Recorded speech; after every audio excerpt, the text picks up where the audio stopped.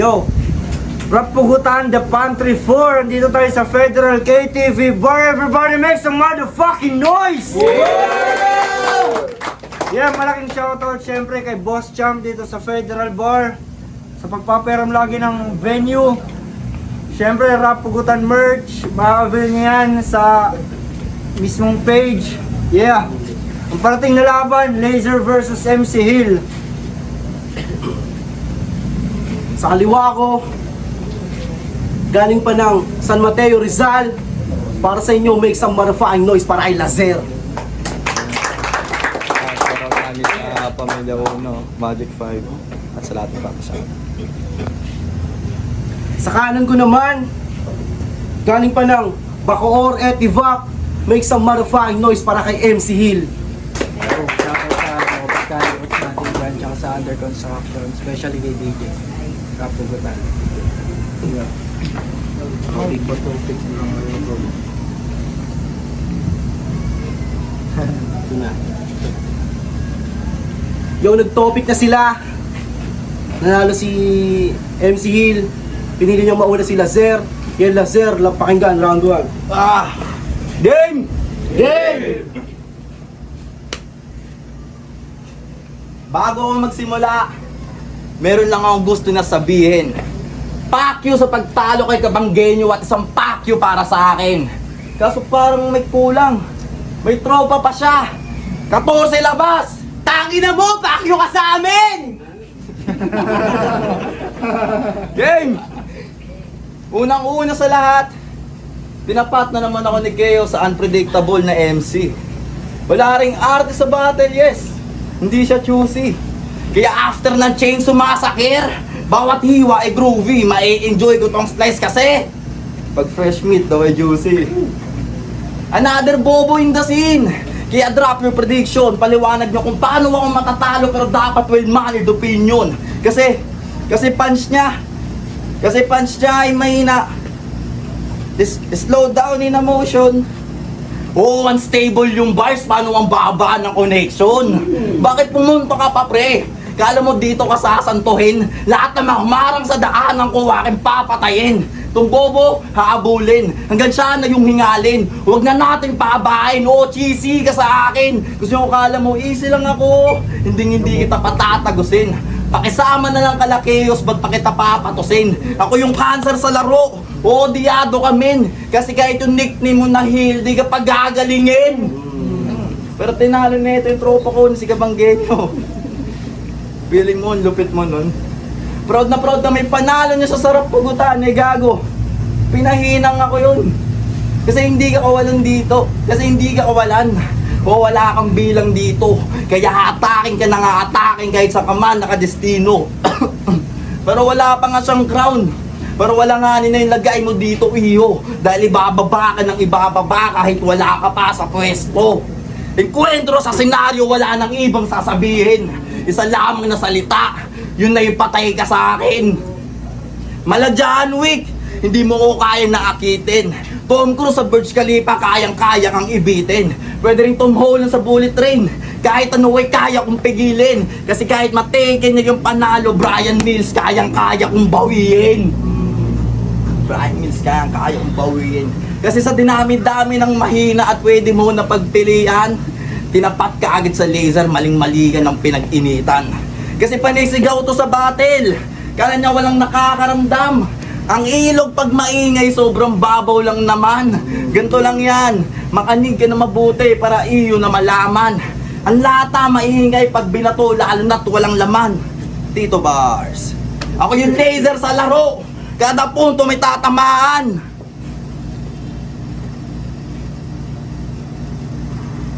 Gagaya nyo, pati ako nagulat kasi patay na yung kalaban.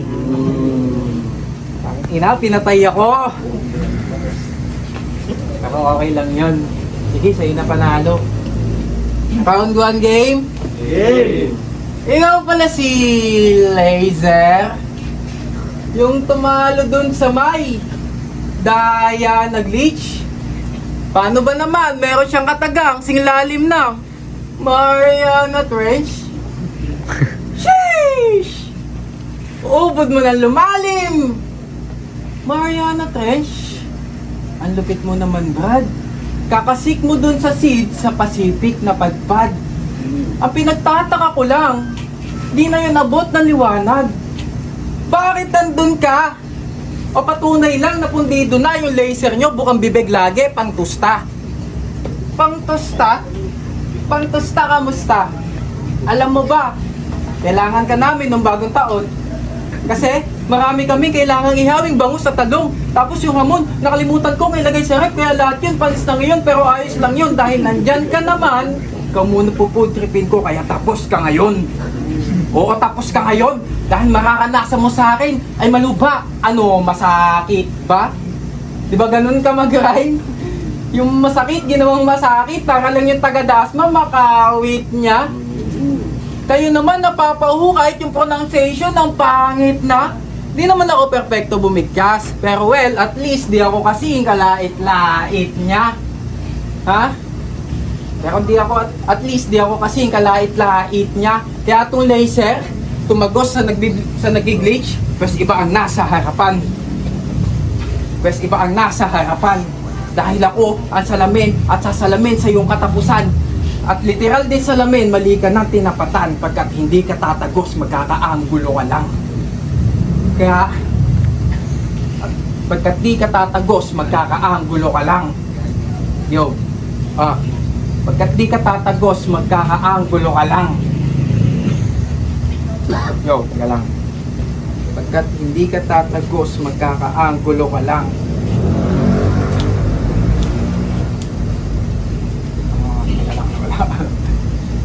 Kaya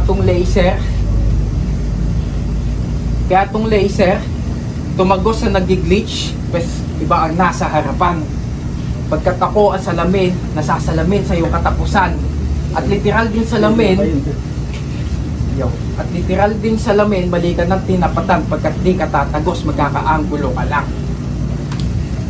Kaya kung taglay mo ang lalim, bes kaharap mo ay mautak at malawak. Di yan tatagos yung laser kung marunong yung may hawak. Kaya kung di matututunan, gamitin ang aking galing. Yung galing mo gagamitin lang ng mahilig mga aking time. Yo, round 2 para kay Laser. Tayo, binigo mo ako. Yo, game! Game! Marerebat mahina lahat Under construction ka pala. Kaya pala mga bara mo hilaw. Puta, para kayong code maharlika. Mga wala kayong bitaw. Pero seryoso. Si Eric D ay mahina. Swerte na lang talaga niya at laban namin nagawa niyang paguhin. Yung superstar nyo na si Nicola, walang kwenta. Paano kulang-kulang yung ngipin? Tapos pinadala nyo ngayon mahina. Sobrang basic mo lang dalihin. Oo, dinami ko yung iba sa under construction kasi sabay-sabay ko kayong tatapusin. Kasi Geos, eto lang. Huwag mo naman patunayan sa kanya na bobo siya at bogus ko. When benyama sa pain, hindi mapipigilan tong low post ko.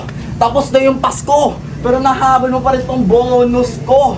3 round ay akin na parang nag-tic-tac-toe. Tic-tac-toe. Sabi niya sa laban niya kay Kabanggenyo, di ko pa sinasagad sulat ko para makasabay ka pa. Tangina mo, puro kakatangahan. Di mo pa sinasagad yung sulat mo. May isasagad pa ba yan? Nag-style map pa siya kay Kabanggenyo. Pati ngayon, nag-style map pa siya para daw yung victory ay mag-appear. Tarantado, di mo lang kayang manalo bilang si MC Hill.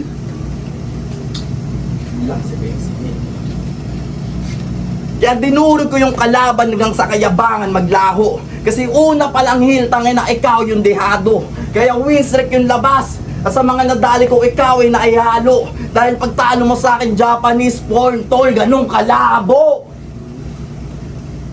Tol, ganong kalabo. Di ako nagrarap para sumikat. Putang ina, fuck fame. Kukulangin tong mongoloid na to, Chaos. Gusto ko kalabang ko, goddamn. Kaya babalutan ko sa liig para yung auto ko lock pain. Sa madaling salita, example ka lang sa gagawin ko na blood vein. Dapat nga bloodbath. Kasi lahat ng itapat mo sa akin doon, papatayin ko ng dire-diretso. Mayabang na kung mayabang, wala akong pakialam sa komento dito. Ako yung laser sa laro. O paulit-ulit ka sa sentido. Dahil walang kwenta yung Nicola. Mas banta ka sa akin yung Gio. Yo, round 2 game. Round 2, MC. Ito'y duelo sa pagitan ng tagasugat at tagapagpagaling. Abilidad mo'y manira habang ako ay magpagaling. Pero di lang nang may sakit, pati na rin yung gaya mong takot matuto. Kaya laser, pangako, pagtapos ng laban natin, ikay gagaling ng gusto. Pero paumanhin, kailangan mo munang tanggapin na ang pagkatalo mo ngayon ang siyang magiging dahilan ng iyong tuluyang paggaling. Pagkat kulang ka pa sa husay at pagiging magbusisi kumbaga. Laban mo kay Glitch pati kay Joka yung sarili kung san-san kinumpara. Kay Glitch, Mariana Trench. Nagpakaan yung tubig ang puta. Tapos kay Joka, biglang naging Sierra Madre, biglang naging Anyon Lupa. Ano ka ba talaga? Di na namin malaman, bro. Kala ko ba, laser? Delikado makinarya, bunga ng industriya, ba't nagpapakalikas na yaman to?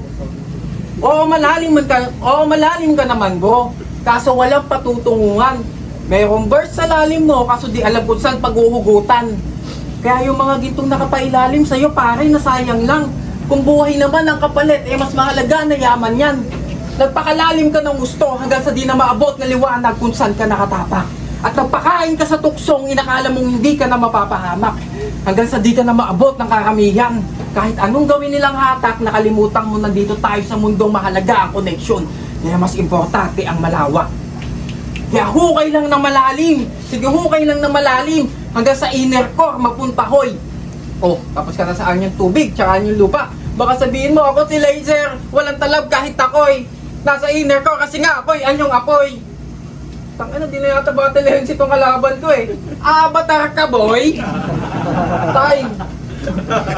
Yung huling banat para kay Laser. Yo! Game!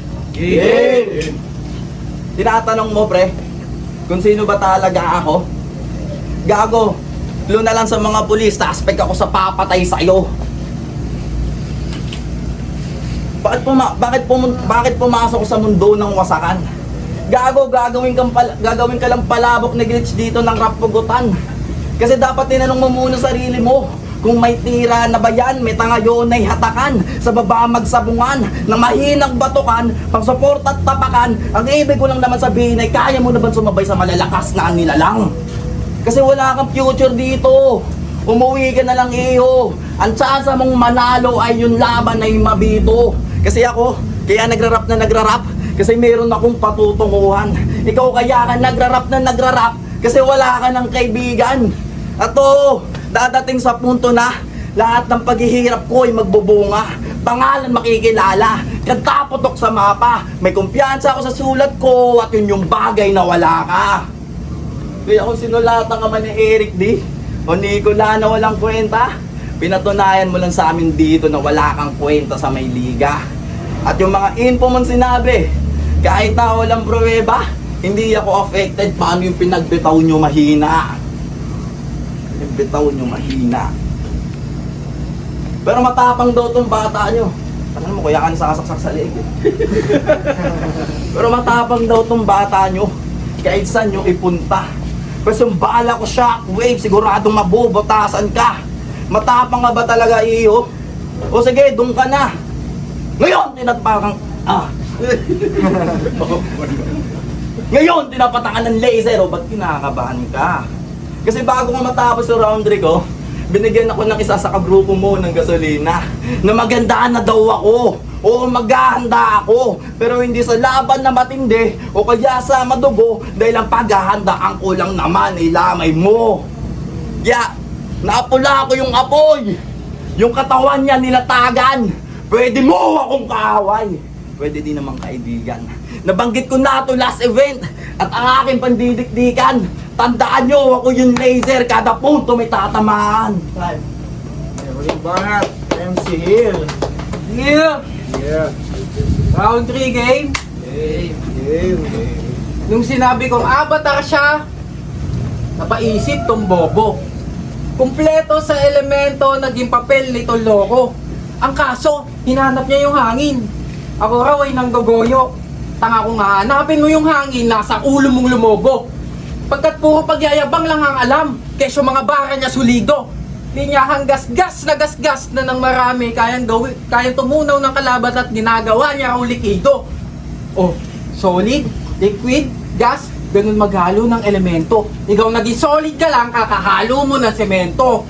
Oo, sabi mo kanina ako yung under construction na mahina. Ako yung under construction na kailan lang lumutang.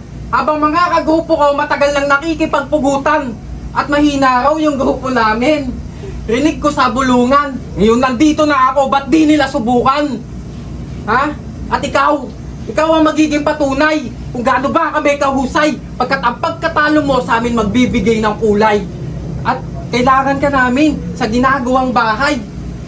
Sunod lang sa pamahiin dugo mo ang magiging alay.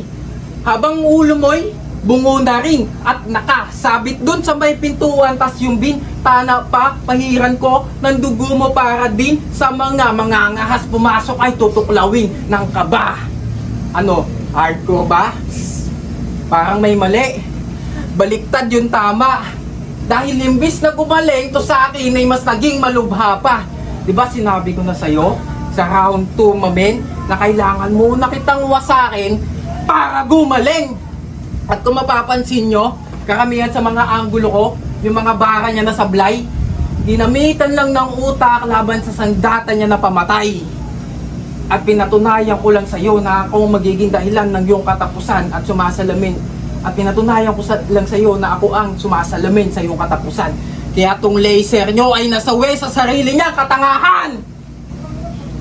Time. Yo, Laser versus MCL! Everybody make some motherfucking noise!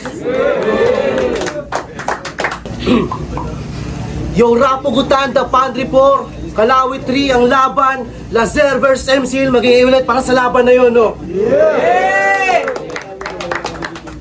At ang boto ng hurado, 3-0, make some motherfucking noise para kay Lazer. Maraming salamat sa mga nakasama ko sa pag-ano at babawi ako sa susunod. Man. Gracias. Yo, maraming salamat sa mga sumuporta sa Rapugutan. Shoutout nga pala ulit sa Under Construction tsaka sa Looban Cali Roots. Sa mga pareman, kuyaman natin dyan. At lalong-lalo na kay DJ. Yo, Rapugutan. MC.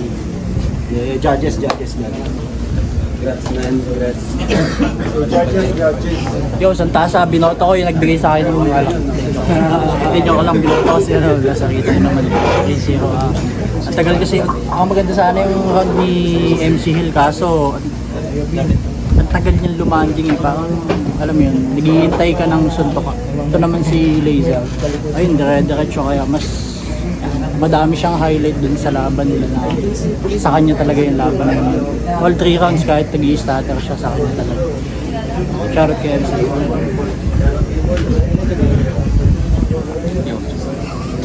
Yung take level, lutang lang. Bali, ginudge ko sa per round, hindi siya overall performance. So, yung unang round, yung salpukan nila, may konting stumble si MC Hill, pero para solid yung banat nila. Magaling bumutas ng reference si MC Hill, pero yung sa punches na lumanding at sa iba't ibang reference na ginamit sa Burj Khalifa, Brian Lewis ng Taken, parang ako doon, na-creative ako sa punches. At saka binigay ko yung round 1 kay Laser. Tapos sa round 2 parang tinabla ko sila kasi may konting stumble si Laser. Tapos yung angulo ni MCL is parang natapos niya rin ng maganda. And then sa round 3 doon na lumutang si Laser. Natapos niya yung ender niya maganda at tapos yung si MCL solid din pero mas lamang sa punches si Laser. Yun.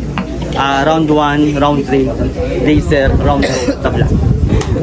Laser.